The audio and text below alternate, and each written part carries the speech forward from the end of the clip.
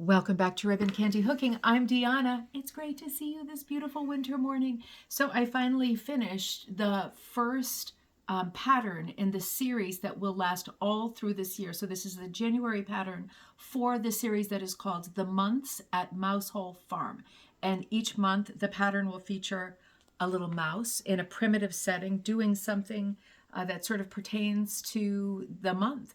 So January, putting away the old Christmas tree, leaving it outside, and the character of the mouse always has her two dogs with her laundry and lint ball, and they will be in all of the pictures, I think, all of the designs. Anyway, I started this and recorded some videos for you earlier when we were in New York for Teddy's birthday, and it took me a little time to finish it because there were a lot of other projects in between. But I'm super happy to have done this. I'm excited to start the second one. I mentioned in one of my videos that these will, I'm still deciding because there's 12, and if you get them all, it will be possible at the end to connect them to make one large scene.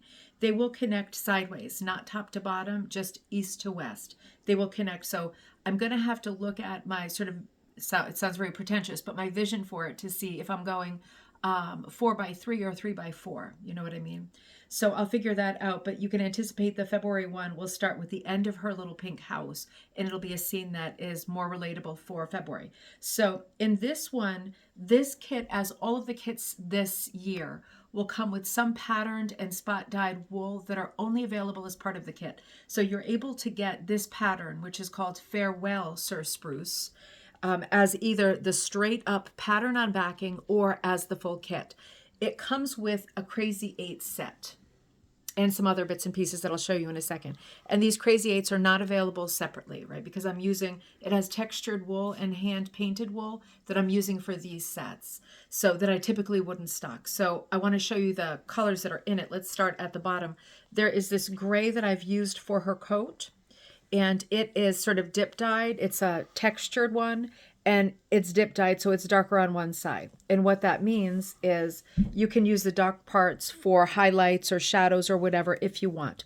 There's also a sort of black gray that's a little bit mottled that you can use for, if you like, all of your outlining, right? I've done some outlining with it, the stumps, the dog's noses, small parts like that. I'm going to hold on this one. This is the one that I used for the tree, and this is one that's kind of splash dyed. It's an over dye of, these are all door wool, right? Even the textured ones are door wool, all of it. So this is over dyed in several shades of green. It has a striping to it, right? That is the pattern. I use that for the two trees, but you can see I ran out of the green because I use the same quantity that you'll have, and I put a little bit of background colors in, like in between the branches of the trees. And I love that effect. On the ground, I used the grays and the mouse's coat. And in the sky, I used blues and a little bit of white for wispy clouds. I also have in this set the signature color that will be the color of her farmhouse, right? And then I have got two blues that I love together that I've mixed in for the sky. You're going to have a lot of extra material. So you'll be able to choose how, oh my God, look at the cute, no, he's gone, cute bird in the bird feeder. And then this is for me the pièce de résistance. It is like the hand painted super pastel background that I mixed with solid white, right? So these are number 7 and number 8 of the Crazy 8 set that I did the background with the snow and all of the little bits of white that you see in other places. You will have strips of other colors to complete this kit. For example, these are the other colors I used for the kit, and you're seeing what is it? What did I say? Lint ball, laundry, and lint ball. So you'll have strips of their colors. You'll have some more strips of darker black for the windows. You will get strips of this one in case you'd rather use that for accents on the. You'll have some extra pieces that you may or may not want to use. You'll have strips of the pink to do her scarf and her nose, but of course, and the brown to do lint ball. This darker one is in there if you want to do accents on the tree. I think I took out this blue. We'll use that for something else. I think these are the ones that I used. So you're going to have strips of those to be able to complete the kit the way that I did the kit. And you will have left over of this too. Probably not of the sky and the tree, but everything else. Hey, listen, if you think I'd rather have an evergreen color and dark green and have it be solid, then use yours and save your Crazy 8 stuff for your next project, right? Completely up to you.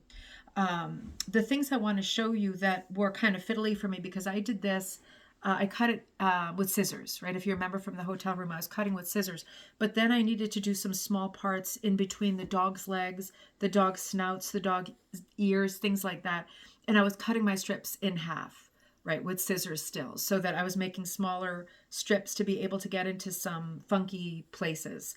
So while this is a primitive kit, you can, when you get your Crazy 8 set, cut it however you want. I will cut these pieces because they're all smaller sections to a number 5. The Crazy 8 set is not cut. Again, I cut it with scissors. You cut it however you want, whether it's with your strip thing, with strip cutter, with scissors, with a scar-proof board in your rotary cutter from quilting. However you want to do it, it's going to work.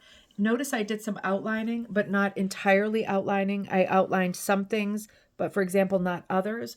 Totally up to you. I did not want to outline laundry and lint ball because I just felt like too cartoony on the background. They were already contrasting enough. Very graphic effect on the white, right?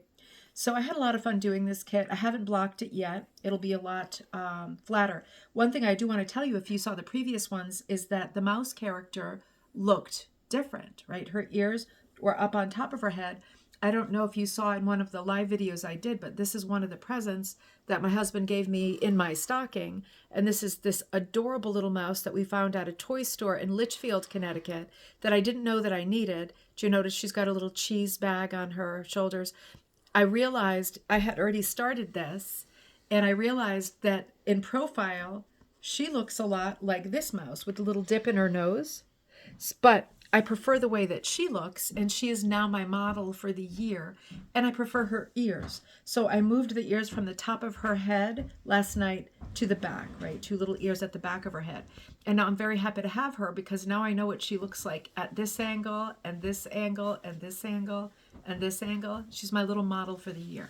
So this will be out now in the link that you see attached to this video. This is Farewell Sir Spruce, and this is the first of the months at Mousehole Farm series that will run through 2026. They are limited edition because I will not be restocking the textured fabrics, right? I have a set number, and once they're sold, this is sold out. Pattern will always be available, but the kit won't. So if you're feeling it, get it now, seriously, before it's gone, because I don't have it in me to dye more of these textured ones. It was very time consuming.